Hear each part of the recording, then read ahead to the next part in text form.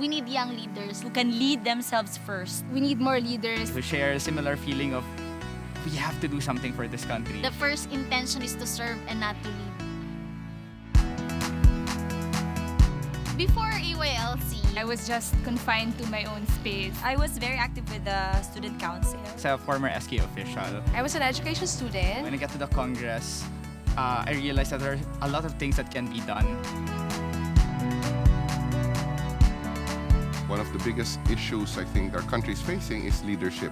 This was something that was conceived by a group of Ayala executives as part of an end and an affiliation of the Ayala Foundation. The Ayala Young Leaders Congress, or AYLC, is the concrete expression of the Ayala Group's commitment to national development. Ang sense ng Ayala is there's need to build a network of leaders. That we want to develop a good system of education and, more than anything, a system of values. And the idea was to do it nationwide, and that we were going to select college students that have a passion for servant leadership. Whose concern and interest is primarily other people. If this was a leadership concept, we should actually give our participants or the delegates more opportunities to show their leadership. We wanted them to learn that process. And so the small groups have taken on that perspective For the last few years, many of the activities are self-led. so that they themselves can now determine their own destinies. yung mga speakers na inimbitahan nila dito,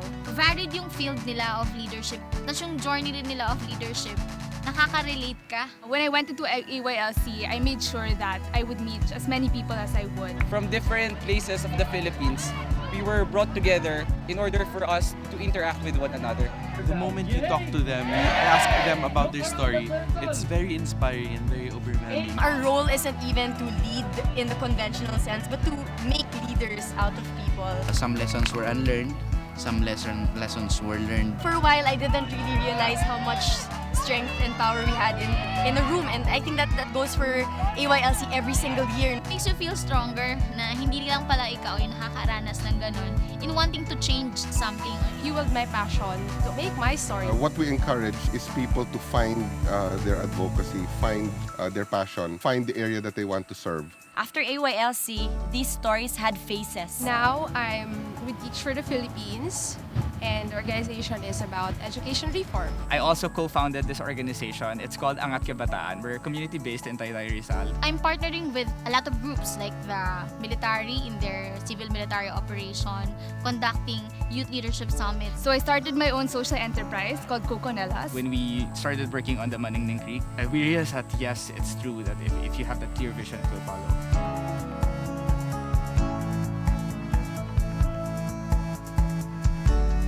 We have seen leaders, over 1,100 alumni of AYLC in just about every sector of our country. We have now people in Congress, in the Senate, in government. I've seen military, architects, engineers, urban designers. We have people running schools or here in businesses, not just with the Ayala Group, but even with other businesses. Yung konsepto ng Ayala from the very start has been to build a network of leaders. It was never to build singular leaders. Through the alumni network, connect them so that then we can actually have a critical mass. The Ayala Young Leaders Alumni Association is actually the official association of all those delegates who've been through the AYLC. Yung alumni network has always been very helpful. After AYLC, I realized that what was important was really just to do my own fair share. I learned all about servant leadership. Being a leader is really putting everyone else's concern before yours. With these people around me, I believe that it is very achievable, it's very possible that I can make impact to my community. There's just so much power in this Congress, and not only is there power, but there's so much empowerment that goes on. The AYLC experience is really a life-changing one. There is a certain pride to belong to the AYLC.